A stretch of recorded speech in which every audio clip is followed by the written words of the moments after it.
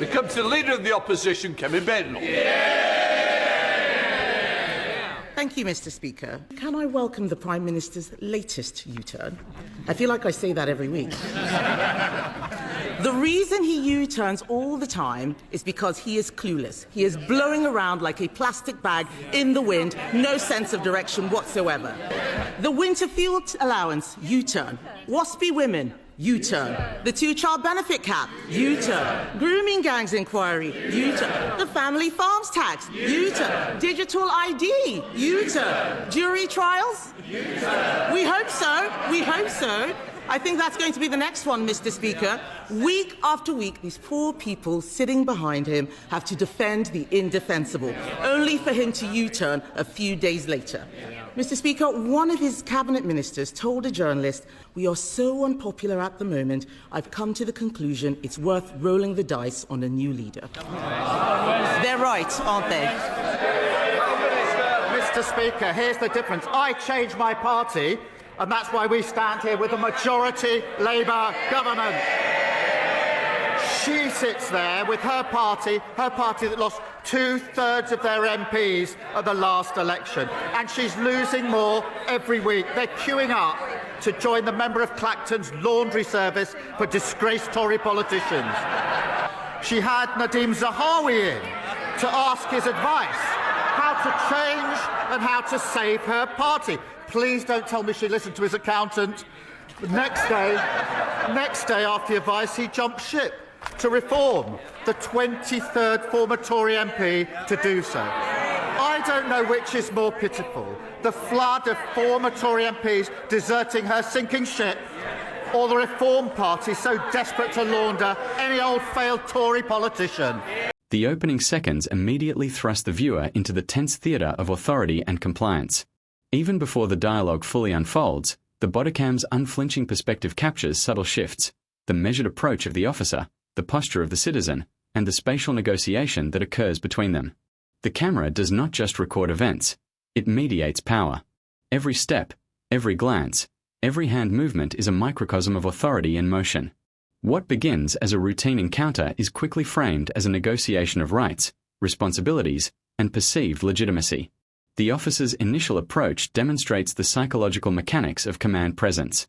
Standing slightly angled, maintaining consistent eye contact, and modulating voice to project control, the officer communicates dominance without overt aggression. This technique, rooted in both training and instinct, creates an immediate power imbalance. The citizen, meanwhile, reacts in micro-expressions, slight hesitation, head tilts, and intermittent gesturing. These responses are critical indicators of perceived threat and compliance. From a behavioral standpoint, the tension is palpable because both parties are calibrating continuously, the officer testing boundaries, the citizen assessing risk. By the 10-second mark of this opening clip, small decisions begin to compound. Each directive issued by the officer, each questioning gesture, is layered with legal and psychological significance. The principle of reasonable suspicion is constantly at play. Even in situations where it may not be objectively justified, the perception of authority often imposes a compliance response, whether voluntary or reluctant. Here, the camera lens captures both the overt instructions and the subtle cues, the shift of weight, the tightening of shoulders, that communicate fear, defiance, or uncertainty. The spatial arrangement is equally revealing. The bodycam footage emphasizes proximity. The distance between officer and citizen is neither arbitrary nor accidental. It is a negotiation in 3 dimensions, where encroachment and retreat function as unspoken languages of power. The viewer senses that every step forward by the officer incrementally heightens tension. Conversely, the citizen's microadjustments signal the delicate balance between asserting personal rights and yielding to authority. This is where escalation psychology begins to operate, almost invisibly. Small microdecisions compound into potentially high-stakes consequences, long before any formal enforcement action occurs. Even without reproducing dialogue, one can trace the officer's communication strategy through tone and cadence. It is neither rushed nor abrupt. Instead, the deliberate pacing functions to test boundaries while maintaining an aura of professionalism. Yet within this veneer lies an implicit coercive force. The tension resides not in overt confrontation, but in the latent capacity for escalation inherent in the officer's position. A single phrase, delivered with controlled emphasis, has the power to shift compliance into resistance or suspicion into formal detention. The selected clip highlights the exact point where authority begins to visibly shift. Here, the body cam captures an unmistakable subtle escalation, a micro-decision by the officer, mirrored by a momentary hesitation from a citizen. It is a textbook example of how small behavioral triggers can magnify within law enforcement encounters. The psychology of escalation is complex, but body cam footage provides a rare window into its mechanics. It reveals how an interaction that seems minor at first glance can evolve into a tense, high-stakes exchange in less than a minute. Critically, the institutional framework contextualizes every decision. Officers operate within defined legal parameters, yet the gap between procedural expectation and practical execution is evident. The footage underscores systemic issues, training gaps, discretionary latitude, and procedural ambiguity. In this scene, one can observe how institutional norms shape individual action. The citizens' responses are interpreted not in isolation, but against a backdrop of organizational expectations, prior incidents, and cultural perceptions of policing authority. Each micro-interaction carries weight far beyond the immediate moment. The tension is amplified by the camera's unblinking perspective. Unlike a narrative cutscene or curated media report, the body cam does not allow for editorial smoothing. It presents unfiltered chronology. This uninterrupted lens magnifies the stakes of each action. The viewer perceives every second as consequential, which is why the 013 to 030 segment functions so effectively as an opening hook. It establishes the rhythm of escalation, the subtle interplay of authority, and the fragile equilibrium between enforcement and compliance. From a commentary standpoint, the opening clip illustrates several critical concepts for analysis. First, it demonstrates the initial calibration of authority and resistance. Second, it showcases the psychological tension embedded in spatial dynamics and behavioral microdecisions. Third, it provides a concrete example of how procedural discretion interacts with human behavior in unpredictable ways. Finally, it sets the stage for exploring systemic and individual factors that allow minor incidents to spiral into complex legal and ethical dilemmas. By isolating this moment, the documentary immediately communicates its investigative priorities: authority under scrutiny, citizens' rights in focus, and the nuanced escalation that unfolds in everyday policing.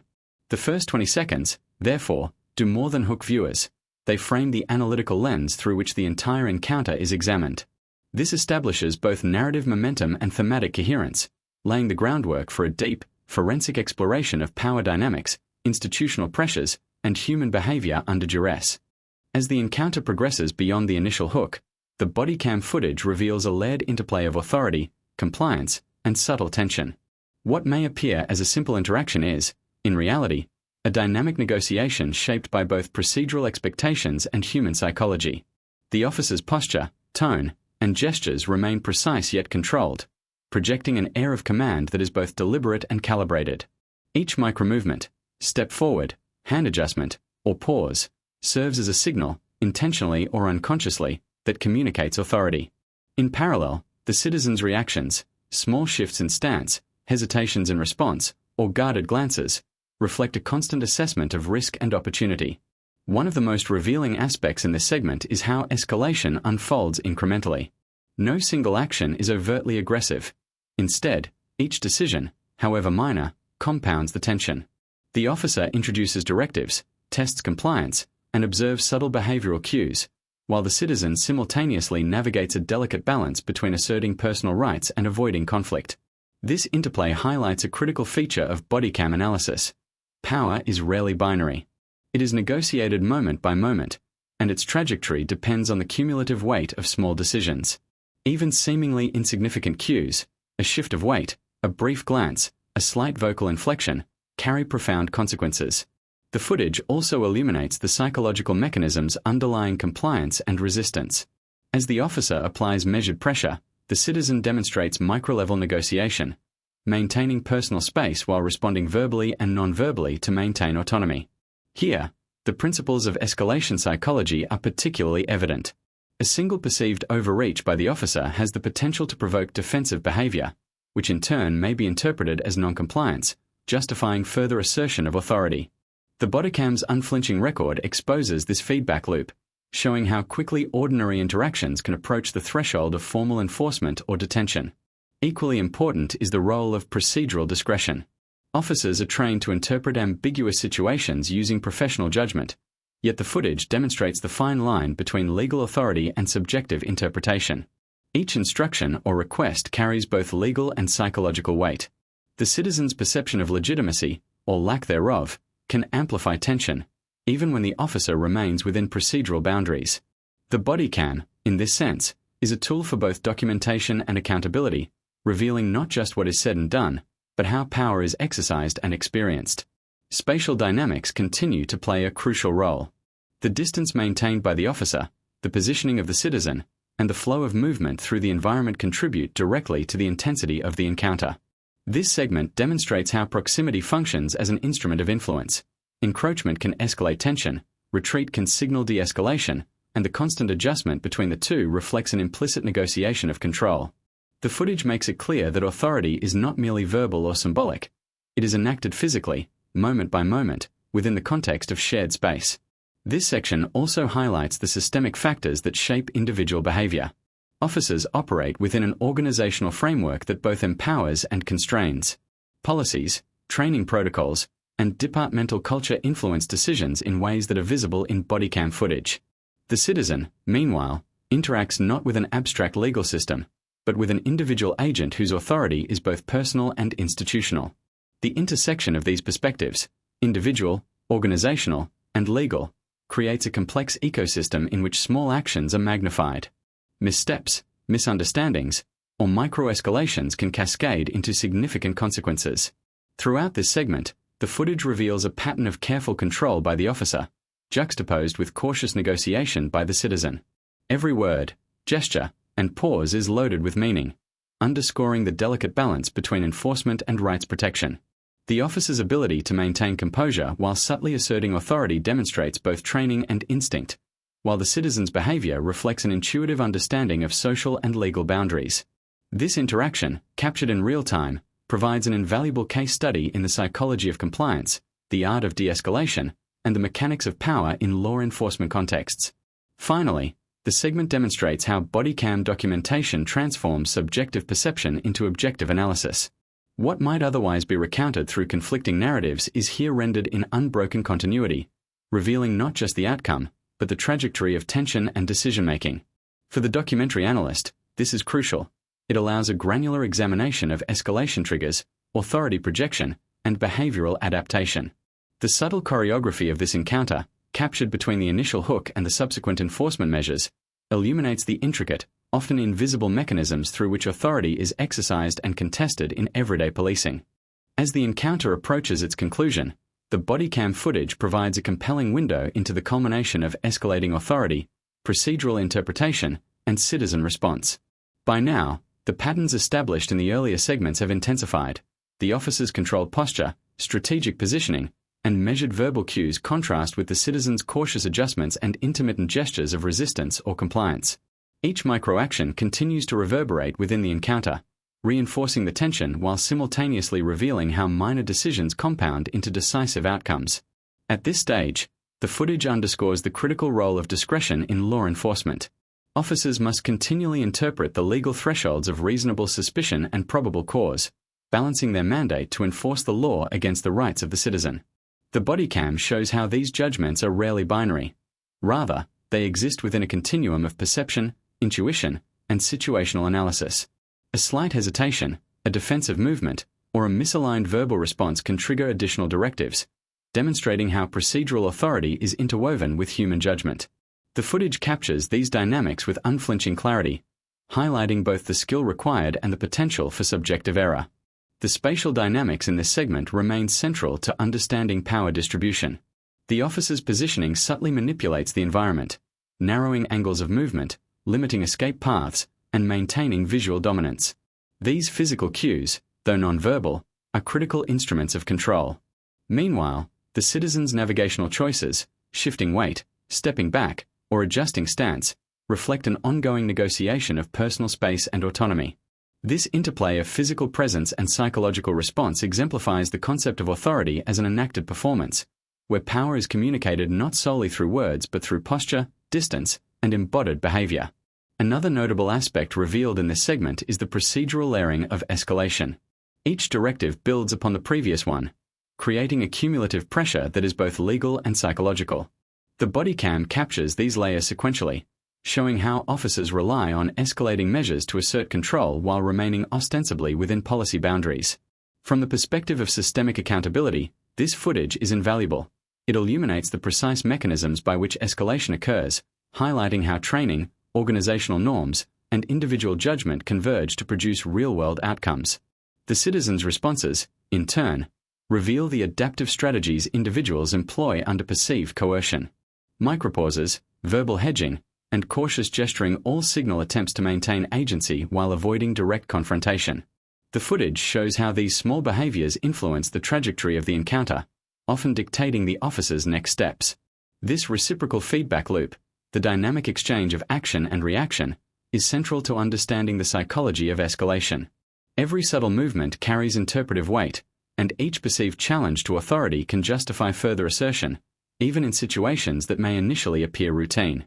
Importantly, the footage also illustrates the intersection of individual behavior with systemic patterns. The officer's decisions are informed not only by immediate perception but by institutional culture, training paradigms, and historical precedent. Likewise, the citizen's behavior is shaped by societal understanding of rights, expectations of fairness, and personal experience with authority. The encounter, therefore, becomes a microcosm of larger institutional and cultural dynamics. Observing it in real time allows analysts to trace how organizational policies manifest in tangible interactions, and how minor deviations in judgment can ripple outward to produce significant consequences. By the final seconds of this segment, the cumulative effect of micro-escalations, physical positioning, and verbal negotiation is evident. The interaction has moved from initial assessment to a nuanced, high-stakes negotiation of power. The bodycam's unbroken record provides clarity on the sequence of decisions, revealing both the officer's tactical reasoning and the citizen's adaptive strategies. For documentary analysis, this serves as a critical reference point. It highlights the importance of continuous observation, granular behavioral interpretation, and attention to the subtle dynamics that govern real-world encounters. Ultimately, the conclusion of this bodycam segment underscores the dual function of such footage. It is both evidentiary and analytical. It documents the interaction with unflinching fidelity, while also allowing for a deep exploration of authority, compliance, escalation, and systemic influence. Through this lens, viewers can understand how minor decisions accumulate, how procedural discretion interacts with human psychology, and how institutional context shapes individual behavior. This segment exemplifies the essence of investigative bodycam analysis, a meticulous, moment-by-moment examination of the interplay between law enforcement and the public, revealing the profound complexity inherent in everyday policing encounters. The final takeaway is that authority, compliance, and institutional practice are never abstract concepts. They are lived, negotiated, and observed in real time. Every micro-decision, every gesture, and every pause contributes to the ultimate outcome. The bodycam does not simply capture events. It exposes the invisible architecture of power, providing a lens through which accountability, behavior, and systemic patterns can be rigorously scrutinized. In doing so, it allows the documentary to move beyond surface-level observation and into a sophisticated analysis of authority in action, demonstrating the consequences of seemingly ordinary encounters and the profound human and institutional forces that shape them.